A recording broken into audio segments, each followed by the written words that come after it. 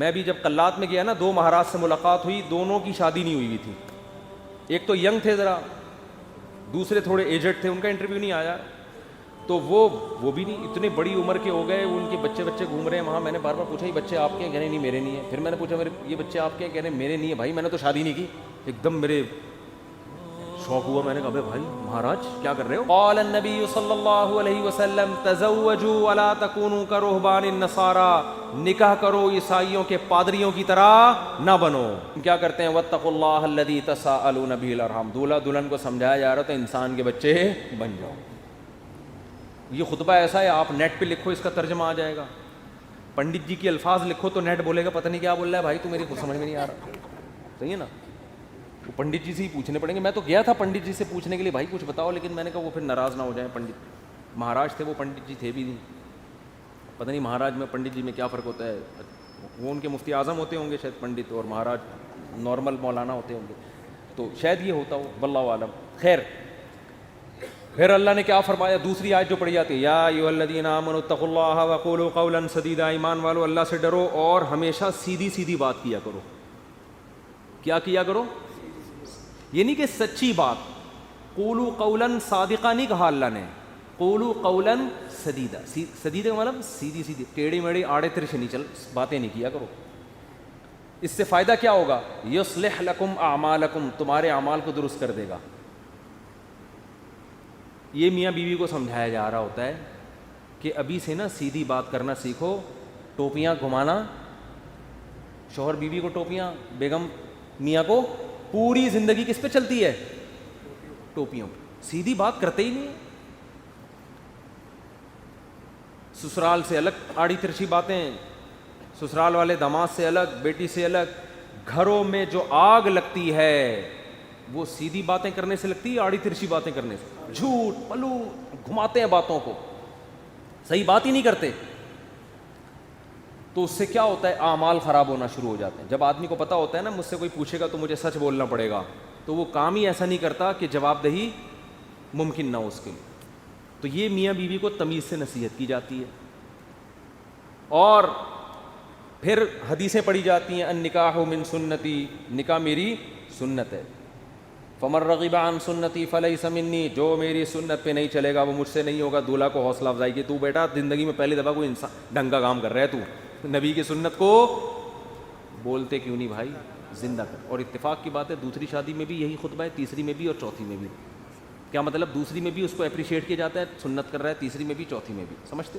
یہ ویسے ہی درمیان میں جنرل نالج کے لیے ایک بات آ گئی تھی. میں آپ کو بتایا اس ٹاپک پر آج کل بالکل بھی نہیں بولتا. تو آگے اللہ تعالیٰ کے آگے کیا حدیث میں جو خطبے میں پڑھا جاتا ہے, قال النبی صلی اللہ علیہ وسلم تزوجوا الودود الولود فانی مباہی بکم الامم, ایسی عورت سے نکاح کرو محبت کرے اور تمہیں اولاد زیادہ دے, میں قیامت کے دن تمہاری کثرت پہ فخر کروں گا. میاں بیوی کو سمجھایا جاتا ہے نسل مت روکنا, تمہارا ملاپ پائیدار, کامیاب, خوشیوں بھرا اور آخرت میں ترقی کا سبب جبھی ہو سکتا ہے جب تم دونوں اولاد کی کثرت چاہو. شروع میں ہی چاہتے ہیں کہ ہمارے اولاد نہ ہو, اس کی بھی نفی کی گئی. اور کیا پڑھا جاتا ہے خطبے میں؟ وقال النبی صلی اللہ علیہ وسلم تزوجوا ولا تکونوا کرہبان النصارى, نکاح کرو عیسائیوں کے پادریوں کی طرح نہ بنو. میں بھی جب قلات میں گیا نا 2 مہاراج سے ملاقات ہوئی, دونوں کی شادی نہیں ہوئی تھی. ایک تو ینگ تھے ذرا, دوسرے تھوڑے ایجڈ تھے, ان کا انٹرویو نہیں آیا. تو وہ بھی نہیں, اتنے بڑی عمر کے ہو گئے, ان کے بچے گھوم رہے ہیں وہاں. میں نے بار بار پوچھا یہ بچے آپ کے ہیں؟ کہنے نہیں میرے نہیں ہیں. پھر میں نے پوچھا یہ بچے آپ کے ہیں؟ کہنے میرے نہیں ہیں. بھائی میں نے تو شادی نہیں کی. ایک دم میرے شوق ہوا, میں نے کہا بھائی مہاراج کیا کر رہے ہو؟ اس میں پرانے کوئی ڈائلاگ یاد ہے نا, وہ مہاراج اس طرح کے ایک دم اسٹائل سے آتا تھا, وہ مہاراج. تو میرے منہ سے ایک دم مہاراج آپ اپنی ایج دیکھو,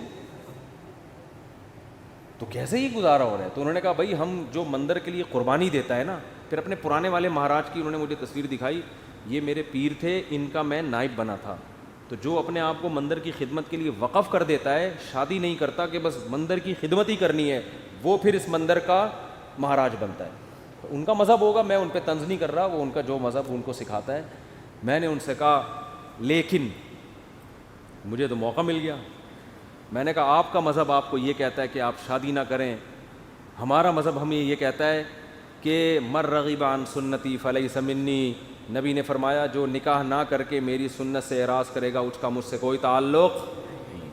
اور حبب الی النساء والطیب, نبی نے فرمایا دنیا میں 2 چیزیں محبوب ہیں, ایک نکاح کی کثرت اور ایک خوشبو. تو ہمارے نبی تو بالکل اس کے اپوزٹ چلے ہیں, بالکل اس کے برعکس. تو یہ نہیں کہ نکاح کرنا ہے, کثرت نکاح کی ترغیب ہے. میں نے کہا ہم تو رہبانیت کے بالکل اگینسٹ چلتے ہیں. تو مجھے اس وقت وہ حدیث سمجھ میں آئی کہ آپ عیسائی بھی یہ کرتے تھے, پادری, نکاح نہیں کرنا. تو ہمارے نبی نے فرمایا تم نے ان کو فالو نہیں کرنا, نا ہم تو کثرت سے. تو مجھے لگ رہا تھا وہاں بیٹھ کر کہ یہ جو مہاراج ہیں وہ مہاراج کے چہرے پر نا افسردگی کے آثار تھے. یہ پہلے والے جو مہاراج جن کا انٹرویو آیا یہ تو پھر بھی ینگ تھے, تھوڑے سے اچھے صحیح. دوسرے والے مہاراج افسردہ, گھٹنوں میں بھی پرابلم, کچھ مسائل بھی تھے بیماریوں کے. تو میں مہاراج سے ریکویسٹ کرنے والا تھا کہ کر لیں شادی, یہ مسائل آپ کے نیچرل لائف کا کوئی آلٹرنیٹ نہیں ہے. مندر کی خدمت شادی کر کے بھی ہو سکتی ہے. اب شادی کی ہوتی یہ بچے آپ کے ہوتے ہیں, یعنی اسی جیسے ان کو لگا دیتے مندر کی خدمت پہ. اگر آپ کا یہ نظریہ ہے, میں ترغیب نہیں دے رہا ہوں ان کو, کیا خیال ہے؟ جیسے ہمارے بیٹے ہیں تو میری خواہش ہے کہ یار وہ بیٹے عالم بنے, اللہ خواہش کو پورا کرے. مہاراج میں جو باتیں آپ سے کر رہا ہوں آپ تنہائی میں بیٹھ کے ان باتوں پہ غور کریں. اب اللہ کرے اب تک کر رہے ہو غور. چکر میں تو ڈال دیا ہم نے, مہاراج کو ہم نے چکر میں ڈال دیا. مہاراج اب بیٹھ رہا ہوگا یار مسئلہ کیا ہے, بات تو صحیح کی ہے, بندے نے زندگی بھی برباد کر دی. پھر میں نے مہاراج سے بھی کہا, میں نے کہا یہ بھی دیکھ لینا کہ آخرت میں اس شادی نہ کرنے کا کوئی ثواب بھی ملے گا. ایسا نہ ہو کہ نہ یہاں کے رہے نہ وہاں کے رہے. قرآن کہتا ہے الذین ضل سعیہم فی الحیاۃ الدنیا وہم یحسبون انہم یحسنون صنعا. قرآن کے الفاظ ہیں. بھائی ہندو یہ نہ سمجھیں کہ میں تو اسلام کی بات کروں گا نا, آپ کا مذہب اگر یہ کہتا ہے تو ٹھیک ہے بھائی آپ اس کو فالو کریں, آپ کو نہیں سمجھ میں آ رہا تو ہم کیا کہہ سکتے ہیں. لیکن ہمارا جو مذہب ہے وہ ہمیں کیا کہہ رہا ہے, وہ یہ کہہ رہا ہے کہ الذین ضل سعیہم فی الحیاۃ الدنیا. کچھ لوگ دنیا میں ایسے ہیں کہ جن کی کوششیں برباد ہو جائیں گی دنیا میں, حالانکہ وہ یہ سمجھ رہے ہیں کہ وہ بہت اچھا کام کر رہے ہیں. دیکھو ایک آدمی غلط کام کر رہا ہوتا ہے, غلط کو غلط سمجھ کے, اس کو پتہ ہے بھائی چرس پینے کا آخرت میں کوئی ثواب ملے گا, اور چرسی کو امید بھی نہیں ہوتی. وہ کہہ رہا ہو یار مجھے پتہ ہے آخرت میں بربادی ہے لیکن اب مزے اڑا لوں تھوڑی دیر کے. ہیروئنچی کو پتہ ہے آخرت میں بربادی ہے مگر مزے اڑا لو. زانی کو پتہ ہے آخرت میں بربادی ہے مگر مزے اڑا لو. لیکن کچھ لوگ ایسے ہوتے ہیں جو بڑی محنت کر رہے ہوتے ہیں, اپنی حلال خواہشات کو بھی قربان کر رہے ہوتے ہیں, اور وہ سمجھ رہے ہوتے ہیں آخرت میں مل جائے گا بدلہ. اللہ کہتے ہیں نہ دنیا میں ملے گا اور نہ آخرت. کیونکہ پیپر جو اللہ نے بنایا ہے نا اس کو فوکس کرنا ہے آپ نے. پیپر فزکس کا ہے اور آپ ریاضی کے مشکل ترین سوالات لے کے بیٹھ گئے, اور جو فزکس کا آسان سوال تھا اس کا آپ اس کو حل نہیں کر رہے. کیمسٹری کا آسان سوال تھا پانی کا فارمولا کیا ہے, ہائیڈروجن ڈائی آکسائڈ ہے نا, یہ بہت آسان تھا. آپ کہہ رہے تو بہت آسان ہے یار, یہ نہیں حل کرتا مجھے اصل میں ایک فزکس کا ایک بڑی پیچیدہ ایکویشن ہے اس کو میں حل کر سکتا ہوں. اس کو بیٹھ کے آپ نے حل کرنا شروع کر دیا. عقل مند کہے گا بھائی تیرے سے جو پوچھا گیا ہے اس کو تو فوکس کر, جو سوال پوچھا نہیں جا رہا اس کا جواب کیوں دے رہا ہے. اب آپ جواب میں کہیں یار دیکھو میری اتنی محنت کر کے میں نے فزکس کی اس ایکویشن کو حل کیا ہے, میں یہ سوچ بھی نہیں سکتا کہ ممتحن اور ایگزامینر میری اس محنت کو ضائع کر دے, یقیناً 100 نمبر دے گا. اس سے کیا ابے 100 نمبر تجھے ہائیڈروجن ڈائی آکسائڈ لکھ دیتا مل جاتا ہے. آپ کے اتنے آسان سوال کے 100 نمبر نہیں ہو سکتے. یہ دلیل صحیح ہوگی نہیں یاری بات میرا خیال ہے. او بھائی یہ دلیل بالکل غلط ہوگی کہ یہ نہیں دیکھا جاتا کہ سوال مشکل ہے یا آسان. ہم نے دیکھا نا یوٹیوب پہ ایک ہندو کرالنگ کرتا ہوا پتہ نہیں دلی سے یو پی جا رہا ہے یا کہاں جا رہا ہے, لیٹ کے کہہ رہا ہے بھائی یہ پتہ نہیں کون سے بھگوان ہے جس کی روح خوش ہو جائے گی اس سے. تو آپ محنت بہت کر رہے ہیں, اس کا رزلٹ کیا ہے؟ 0. نبی صلی اللہ علیہ وسلم کو اطلاع ملی نا کہ ایک پیدل حج کرنے جا رہا ہے کوئی, منت مانی بھی اور طاقت بھی نہیں تھی. آپ نے فرمایا اللہ کو اس کی ضرورت نہیں ہے کہ تم اپنے آپ کو اس مصیبت میں ڈالو, یہ تو تمہاری اپنی تمہاری وہ ہے نا. اگر آپ میں استطاعت نہیں اور آپ پیدل جا رہے ہیں حج کرنے کے لیے تو یہ وہ چیزیں ہیں جو آپ نے اپنے اوپر لازم کر لی ہیں. تبھی قرآن کہہ رہا ہے لا تحرموا طیبات ما احل اللہ لکم, جو پاکیزہ چیزیں اللہ نے حلال کر دی ان کو حرام مت کرو, اپنے اوپر خامخواہ کی پابندیاں مت لگاؤ. ان پابندیوں سے تم تو ڈپریشن میں جا سکتے ہو, صحت برباد کر سکتے ہو. یہ ہم سے امیدیں مت لگانا کہ آخر میں تمہیں آخرت میں اس کا اجر ملے گا. 0 نمبر ہوں گے تمہارے, بلکہ الٹا گناہ ہوگا. تو میں ان سے کہہ رہا تھا بھائی تم شادی کر لیتے, بیوی بچے ہوتے, تمہاری ڈیزائرز پوری ہوتی ہیں, صحت اچھی ہوتی, تمہیں اولاد ملتی, اولاد کے تو دیکھ کے انسان کی باتیں کھل جاتی ہیں. لیکن مہاراج کا اپنا نظریہ, وہ اپنی سوچ. بہرحال یہ بات, ہاں نکاح کے خطبے کی بات کر رہا تھا. تو نبی نے کیا فرمایا, تزوجوا ولا تکونوا کرہبان النصارى, نکاح کرو بھائی راہبوں کی طرح مت بنو. وہ سمجھتے ہیں نہ کر کے اللہ کو خوش کر لیں گے, ایسا نہیں ہے.